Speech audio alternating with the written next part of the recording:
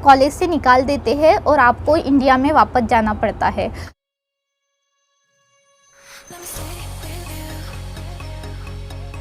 Welcome to my new video. अगर आप US में मास्टर्स करने का प्लान कर रहे हो तो यूएस में आने से पहले ये बातें जान लो। जब मैं यूएस में आई थी ना तो मुझे भी ये सारी बातें पता नहीं थी, और आप यूएस में आते हो और ये सारी बातें अचानक से पता चल जाती है ना तो मेंटली ना बहुत स्ट्रेस हो जाता है। क्या करे, घबराहट सी हो जाती है, क्या करे क्या ना करे कुछ समझ में नहीं आता। तो इससे पहले ही ये बातें जान लो। तो अभी मैं यूएस में पढ़ रही हूँ, मास्टर्स कर रही हूँ। तो मेरे 2 सेमेस्टर हो गए हैं, तो मुझे अभी अच्छी खासी नॉलेज है कि यूएस का एजुकेशन सिस्टम कैसी होती है, कैसी पॉलिसीज़ होती है, क्या क्या होता है। तो बस आज के वीडियो में मैं आपको सारा एक्सप्लेन करूँगी। तो सबसे पहली बात ये होती है कि ये क्रेडिट्स क्या होते हैं। हमें मास्टर्स करने के लिए इतने क्रेडिट कंप्लीट करने होते हैं। तो ये कुछ समझता नहीं है कि ये क्रेडिट क्या होते हैं। तो आपको मास्टर्स करने के लिए 10 से 15 सब्जेक्ट जो होते हैं ना वो कंप्लीट करने होते हैं। और ये जो सब्जेक्ट होते हैं वो यूनिवर्सिटी के हिसाब से बदलते हैं। जैसे कुछ यूनिवर्सिटी में 10 से 15 सब्जेक्ट में मास्टर्स कंप्लीट हो जाता है, तो किसी में ज़्यादा भी लग सकते हैं। तो अभी हम देखेंगे कि ये क्रेडिट्स आर होते क्या है। तो आप ना सिंपली ऐसा समझ सकते हैं कि ये क्रेडिट आर मतलब अपने एक सब्जेक्ट के पॉइंट होते हैं। अगर आपने वो सब्जेक्ट पास कर लिया तो आप उस सब्जेक्ट में जितने पॉइंट हो गए वो आपकी इसमें ऐड हो जाएंगे। तो मोस्ट ऑफ द जो कोर्सेज होते हैं ना 3 क्रेडिट के होते हैं यहाँ पर कुछ जो कोर्सेज होते हैं जैसे कुछ इम्पॉर्टेंट सब्जेक्ट हो गया तो उसको 4 क्रेडिट मिल जाते हैं। और जैसे कुछ प्रेजेंटेशन का वगैरह रहा तो हमारी यूनिवर्सिटी में एक प्रेजेंटेशन देना होता है, तो उस सब्जेक्ट को सिर्फ 1 ही क्रेडिट है। तो अगर आपने एक सब्जेक्ट पास किया उसके 3 पॉइंट है मतलब 3 क्रेडिट, तो आपको वो सब्जेक्ट पास होने के बाद आपके 3 क्रेडिट ऐड हो जाएंगे। दूसरा अगर सब्जेक्ट आपने पास किया तो वो 3 क्रेडिट ऐड हो जाएंगे, और तीसरा सब्जेक्ट आपने पास किया तो 9 क्रेडिट ऐड हो जाएंगे। तो जो दूसरा और तीसरा पॉइंट है ना वो एक दूसरे से कनेक्टेड है। तो पहले मैं आपको शॉर्ट में बता देती हूँ कि क्या है वो, और फिर बाद में मैं एक्सप्लेन करूँगी। तो आपको यहाँ पर ना जीपीए मेंटेन करना होता है। यूएस में अगर आप मास्टर्स कर रहे हो तो आपको हर यूनिवर्सिटी में 3 जीपीए मेंटेन करना ही होता है। और 3 जीपीए मेंटेन करना भी बहुत मुश्किल बात है, मतलब बहुत पढ़ना पड़ता है, हमें अच्छा खासा ख्याल रखना पड़ता है। तीसरा पॉइंट जीपीए से रिलेटेड ही है, जो कि है academic warning and dismissal. Dismissal मतलब क्या होता है कि आपको कॉलेज से निकाल देते हैं और आपको इंडिया में वापस जाना पड़ता है। तो हाँ, ऐसा भी होता है। हम ये बिल्कुल भी कभी सुनते नहीं है कि यूएस में आने के बाद हमें कॉलेज से निकालते हैं और फिर हमें इंडिया वापस जाना पड़ता है। तो मैं इसके बारे में आपको थोड़ा एक्सप्लेन करती हूँ, क्योंकि ये मैंने आने के बाद जब सुना ना कि ऐसा भी होता है तो मैं शॉक हो गई। और बहुत सारे जो स्टूडेंट होते हैं ना, मैंने आपको एक ब्लॉग में बताया भी था कि मैं एक ऑफिस में गई थी। तो ये स्टूडेंट जो था ना, जो एक स्टूडेंट का फर्स्ट सेमेस्टर ख़त्म हो गया था और सेकेंड सेमेस्टर शुरू था, और उसको फिर एकेडमिक वार्निंग आ गई, डिसमिसल आ गया था। तो इसका मतलब कि उसको कॉलेज से अभी निकाल देंगे या फिर कुछ अगली प्रोसीजर होती है वो करनी पड़ती है। तो कोई बहुत लोग इसके बारे में अवेयर नहीं होते। और मुझे जब फर्स्ट ईयर में ये बात पता चली ना तो मैं तो बहुत टेंशन में थी कि मैं कैसे सब कुछ मैनेज करूँगी, कैसा करूँगी। तो इसीलिए मैं ये वीडियो बना रही हूँ कि आपको आने से पहले ऐसी टेंशन ना हो, पहले ही सारी बातें पता हो कि क्या क्या होता है। 2 टाइप के डिसमिसल होते हैं, एक होता है ऑप्शनल डिसमिसल और एक होता है मैंडेटरी डिसमिसल। तो हमारे कॉलेज में कैसा है कि आपको अगर एक ग्रेड आता है या फिर 2 बी से कम ग्रेड आते हैं तो आपको ऑप्शनल डिसमिसल मिलेगा। मतलब आपको अपने ग्रेड बढ़ाने पड़ेंगे, अच्छे से मेंटेन करने पड़ेंगे। तो ये आपका ऑप्शनल डिसमिसल होता है। तो आप में इसमें चांसेस होता है कि आप ना कुछ पिटीशन वगैरह फाइल कर सकते हो ताकि यूनिवर्सिटी आपको चांस दे। पर ना ये बहुत डिस्टर्बिंग होता है, ये प्रोसेस बहुत टेंशन वाला होता है। दूसरा होता है मैंडेटरी डिसमिसल, मतलब आपको 2 एफ ग्रेड आए या फिर आपका जो जीपीए है ना 3 से कम रहा, आपको फिर वो डिसमिसल दे देते हैं, फिर आपको पिटीशन भी कुछ फाइल नहीं करना होता, मतलब आप इस कॉलेज से निकल गए हो। तो आपको एक तो फिर ऐसा होता है कि आपको इंडिया वापस जाना पड़ेगा, या फिर एक दूसरा ऑप्शन होता है जो कि बहुत सारे लोग करते कि वो दूसरे कॉलेज में एडमिशन ले लेते हैं और फिर से सेमेस्टर स्टार्ट करते हैं। तो ये ना मतलब ऐसे टेंशन वाली बात है बहुत। तो मैंने आपको बोला था ना कि दूसरा और तीसरा पॉइंट कनेक्टेड है, तो आपको 3 जीपीए हर कॉलेज में मेंटेन करना ही होता है। अगर आपका 3 जीपीए से कम जीपीए रहा तो आपको एक बार वार्निंग आती है कि आपका जीपीए कम है, तो आपको एक चांस मिलता है। तो आपको नेक्स्ट सेमेस्टर में वो जीपीए मेंटेन करना होता है, 3 या 3 से अबव करना होता है। और अगर आपने उसके नेक्स्ट सेमेस्टर में भी आपका जीपीए 3 से बड़ा नहीं बढ़ा, तो फिर आपको कॉलेज से निकाल दिया जाता है और आपको यूएस से बाहर अपने कंट्री में जाना पड़ता है। या फिर एक सेकेंड ऑप्शन भी होता है कि आपको कॉलेज चेंज करना पड़ता है। तो ये सब कुछ टेंशन होता है यूएस में आने के बाद। तो हमारे कॉलेज में ना ऐसा है कि आपको 20 से कम ग्रेड नहीं लाने हैं। अगर आपको 20 से 2 कम ग्रेड मिले तो फिर आप डिसमिसल का चांसेस, मतलब डिसमिसल हो जाता है। हर किसी के कॉलेज में अलग अलग होता है। तो मेरे फ्रेंड के कॉलेज में कैसा था कि उनको C से नीचे नहीं लाने हैं।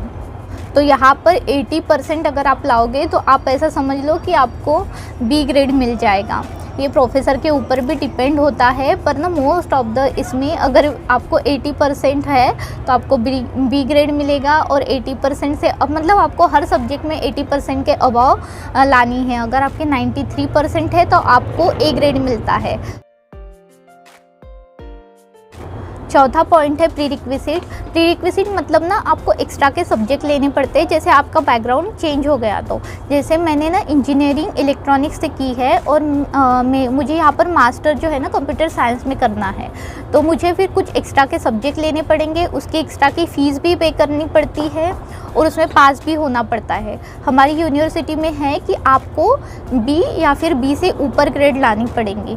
अगर आपको B से नीचे आते हैं तो वो सब्जेक्ट आपको फिर से लेना पड़ेगा, फिर से फीस भी पे करनी पड़ेगी और फिर उसमें पास होना पड़ेगा। और फिर वो प्रीरिक्विजिट सब्जेक्ट जैसे आपने क्लियर किया, मतलब जब क्लियर करते हो उसके बाद ही आप उससे रिलेटेड जो हायर कोर्स होते हैं ना वो कंप्लीट कर सकते हो।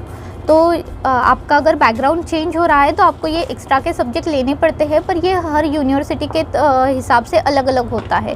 तो आप अपनी यूनिवर्सिटी में देख सकते हो कि ऐसा कुछ है क्या, या फिर उनको मेल करके भी पूछ सकते हो। तो ये प्रीरिक्विजिट के बारे में ना मेरे रूममेट को पता नहीं था। जो कभी मेरे रूम में एक नई लड़की आई है जो बस अभी उसका सेमेस्टर अभी स्टार्ट हुआ है, तो उसको भी प्रीरिक्विजिट मिले हैं, तो उसको कुछ आइडिया नहीं था इसके बारे में। तो बहुत सारे स्टूडेंट को ना इसके बारे में कुछ आइडिया नहीं होता, तो इसीलिए ये सारी बातें ना हमें पहले ही जाननी ज़रूरी होती हैं।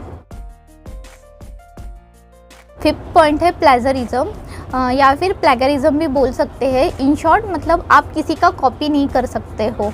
अगर किसी ने सेम आंसर लिखा है और आपका भी सेम टू सेम वैसा ही आंसर है तो आपको डायरेक्ट 0 मिलेगा, या फिर आपको वार्निंग आएंगी पहली बार कि आपने चीटिंग करते हुए पकड़े गए हो। तो फिर अगर नेक्स्ट टाइम से ऐसा हुआ तो हम इस सब्जेक्ट में आपको डायरेक्ट फेल भी कर सकते हैं। तो ये सारी चीज़ें भी यहाँ पर ख्याल रखना पड़ता है। 6 पॉइंट ये है कि आपको हर सेमेस्टर में ना 9 क्रेडिट लेनी ही पड़ते हैं, कंपलसरी होता है वो। अगर आपने 9 क्रेडिट नहीं लिए, मतलब 3 सब्जेक्ट आपने नहीं लिए, तो फिर आपका CVH जो होता है वो टर्मिनेट हो जाता है। फिर वही टेंशन होता है, आपको इंडिया वापस जाना पड़ता है या फिर कॉलेज चेंज करना पड़ता है। तो ये बहुत सारे टेंशन होते हैं। तो आपको बराबर ना अपने सेमेस्टर के हिसाब से सब्जेक्ट भी चूज़ करने पड़ते हैं। और अपने इंडिया में कैसा होता है कि बहुत ना लोग हेल्पफुल होते हैं, हेल्प करते हैं, पर यहाँ पर ना बहुत सारी चीज़ें अपने आप को खुद ध्यान में रखना पड़ता है कि नहीं हमने बराबर कोर्स रजिस्टर हुए या नहीं हुए। इतना कोई आपको ना ये नहीं करता। अगर आपका कुछ एकेडमिक मतलब आपका CVS भी टर्मिनेट हो रहा है तो इतनी केयर कोई नहीं करता, खुद का खुद हमें देखना पड़ता है। कुछ कॉलेज में हेल्प करते होंगे, पर मोस्ट ऑफ द कॉलेज में ना US में इतनी केयर नहीं करते, हमें ही खुद का देखना पड़ता है। तो एक मेरे फ्रेंड का जो था ना, उसके सब्जेक्ट ही सिलेक्ट नहीं हो रहे थे, किसी चीज़ के कारण, तो उसने भी कुछ ध्यान नहीं दिया। उसको लगा कि मेरी एडमिशन तो हो गई है अभी, तो मुझे यहाँ से कैसे निकाल सकते हैं। तो उसको फिर एक मेल आया कि अब आपने अभी तक 9 क्रेडिट नहीं लिए हैं, तो अभी आपका CVS, अगर आपने नहीं लिए 9 क्रेडिट तो आपका CVS टर्मिनेट हो जाएगा। और अभी ना ये वीडियो बनाते बनाते मुझे एक पॉइंट और याद आ गया, कि देखिए जैसे ना हमारे कोर्स ऐड करने के टाइम होता है, तो जैसे हमारा टाइम है अभी फॉल सेमेस्टर के लिए ना, हमारे कोर्सेज ऐड करने के लिए टाइम शुरू हो गया है। तो ये जो कोर्स ऐड करने का पीरियड भी होता है ना, लिमिटेड होता है।